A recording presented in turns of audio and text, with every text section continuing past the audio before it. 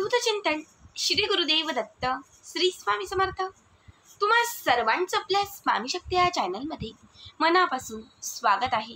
स्वामी तुम्हा सर्वांच्या सर्व चांगल्या इच्छा पूर्ण करोत एवढीच स्वामींच्या चरणी प्रार्थना करते आणि आपल्या आजच्या या नवीन आणि सुंदर व्हिडिओला पुन्हा एकदा नव्याने सुरुवात करते।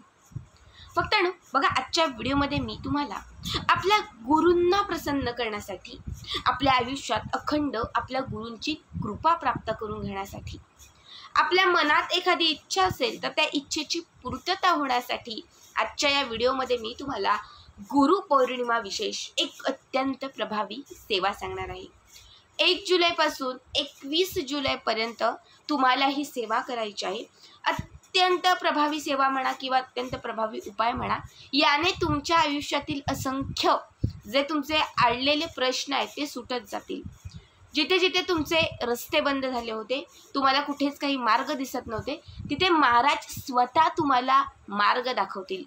महाराज स्वतः तुम्हाला दर्शन देतील आणि तुमच्या आयुष्यात तुमची जी एखादी कठीण इच्छा पूर्ण असेल तर ती इच्छा देखील पूर्ण करतील।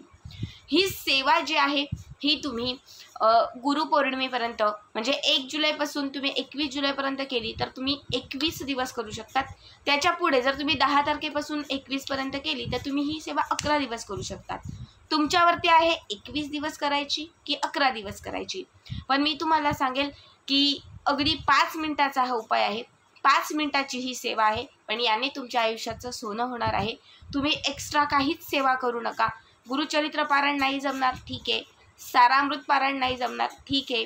तुम्हाला तारक मंत्रही म्हणायला नाही शक्य किंवा ज्या मोठ्या सेवा असतात त्या तुमच्याकडनं घडूच शकत नाहीत, तर त्या प्रत्येकाने ही सेवा आवर्जून करा।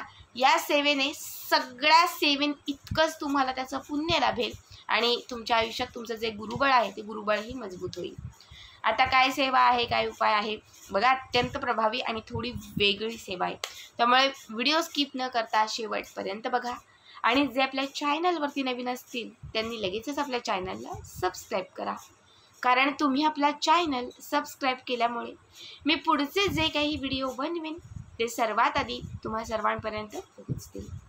बघा, आपल्याला काय करायचे, ही सेवा किंवा हा जो उपाय आहे हा तुम्हाला बरोबर तुम्ही 21 दिवसांसाठी करत आहात तर तुम्हाला बरोबर 1 जुलैपासूनच करायचं आहे।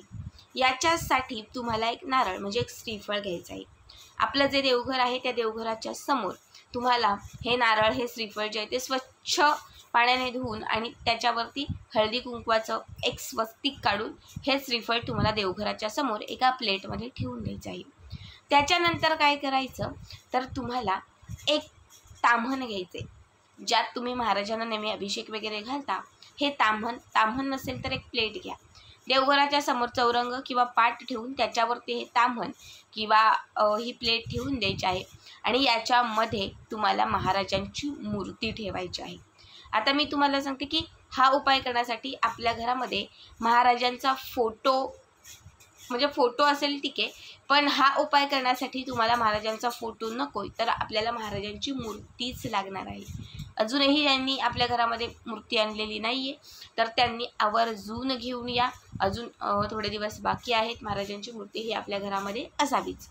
तर तुम्हाला त्या प्लेटमध्ये स्वामींची मूर्ती ठेवायची आहे, त्यावरती तुम्हाला 1 चमचाभर पाणी घालायचं आहे, 1 चमचाभर दूध घालायचं आहे, पुन्हा थोडंसं तुम्हाला त्याच्यावरती पाणी घालायचं आहे, म्हणजे जसं आपण अभिषेक घालतो तसा एक अभिषेक घालायचा आहे। त्याच्यानंतर बघा ही मूर्ती अशीच ठेवायची आणि एका वाटीमध्ये एक छोटीशी वाटी घ्यायची आणि त्या छोट्याशा वाटीमध्ये अष्टगंध घ्यायचं, ठीक आहे। अष्टगंध जे महाराजांना अत्यंत प्रिय आहे। बघा, महाराजांना जेवढ्या जेवढ्या गोष्टी प्रिय आहेत त्यामध्ये सगळ्यात जर महत्त्वाची कुठली गोष्ट बघितली तर ती म्हणजे अष्टगंध। तुम्हाला काय करायचं आहे, 3 बोटांमध्ये थोडंसं अष्टगंध घ्यायचं आहे आणि महाराजांच्या मूर्तीवरती अर्पण करायचं आहे।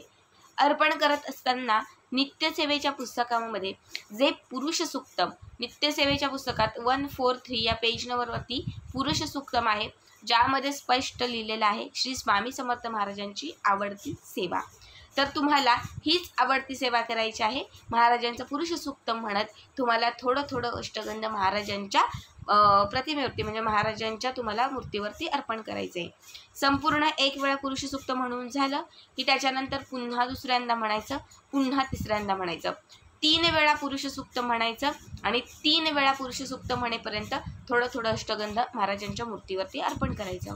आता संपूर्ण पुरुष सूक्तम 3 वेळा म्हणून झालं, अष्टगंध महाराजांच्या मूर्तीवरती अर्पण करून झालं की त्यानंतर थोडंसं एक अर्धा ग्लास भरून किंवा एक 5-6 पळ्या भरून मूर्तीवरती पाणी म्हणजे जल अर्पण करायचं आणि त्याच्यानंतर ही जी मूर्ती आहे ती स्वच्छ पुसायची, स्वच्छ पुसून घ्यायची आणि देवघरात जिथे तिचं स्थान असेल तर त्या ठिकाणी ही महाराजांची मूर्ती ठेवून द्यायची. ठीक आहे. आता काय करायचं, महाराजांना थोडंसं चंदन, थोडंसं अष्टगंध कपाळाला लावायचं, तर लावायचं, फूल अर्पण करायचं, गोडाचा काहीतरी नैवेद्य दाखवायचा. हे सगळं करून झालं की त्याच्यानंतर जो नारळ आपण घेतलेला आहे हा नारळ आपल्या दोनही हातात घ्यायचा. 2 हातामध्ये नारळ घेऊन पुन्हा एकदा 1 वेळा पुरुष सूक्तमाचं पठण करायचं आणि त्या नारळामध्ये तुमची जी इच्छा असेल ती इच्छा व्यक्त करायची आणि त्यानंतर हा जो नारळ आहे तो महाराजांना अर्पण करायचा. देवघरातच एक देवघराच्या समोर जागा नसेल, पाठ चौरंग ठेवा आणि तिथे तुम्ही हा नारळ ठेवला तरीही चालेल. महाराजांच्या समोर हा जो इच्छा म्हटलेला आणि पुरुष सूक्तम म्हटलेला नारळ आहे तो नारळ तिथे ठेवून द्यायचा. ठीक आहे. आता जे तीर्थ आहे म्हणजे जे पाणी जल अर्पण केलेलं आहे, अष्टगंध अर्पण केलेलं जे प्लेटमध्ये तांबणामध्ये राहिलेलं जे पाणी जे तीर्थ आहे हे तुम्हाला तुमच्या घराच्या बाहेर जाऊन कुठल्याही तुळस सोडून कुठल्याही एखाद्या झाडाला अर्पण करायचं आहे.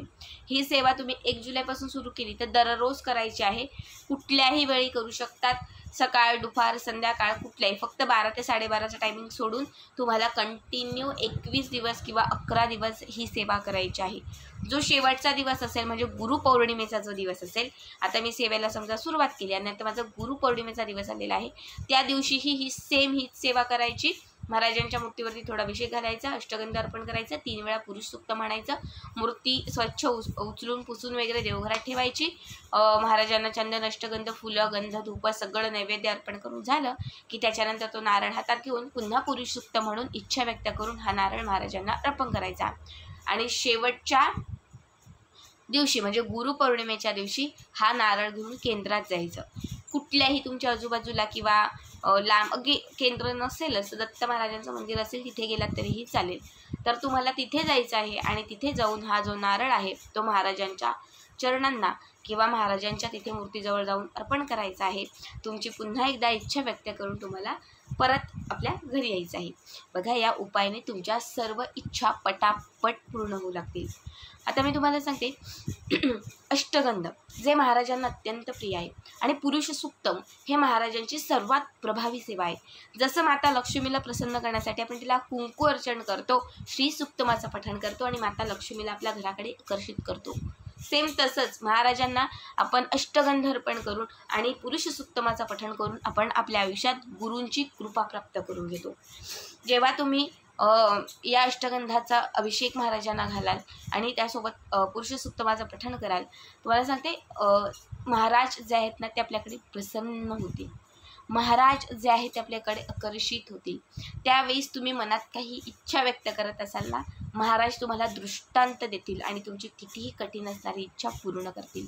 रोज जसे तुम्ही ही सेवा पुढे पुढे न्याल तेव्हा तशा तुमच्या जपांची किंवा तुमच्या त्या मंत्राची शक्ती वाढत जाईल आणि एकदा आपल्या मंत्रांची शक्ती वाढत गेली ना की तो मंत्र आपल्याला सिद्ध होतो. 21 दिवसात किंवा 11 दिवसात हा मंत्र पूर्ण ही सेवा तुम्हाला सिद्ध होईल आणि जेव्हा ही सेवा तुम्हाला सिद्ध होईल तेव्हा त्या सेवेचं फळ हे नक्कीच तुम्हाला मिळेल.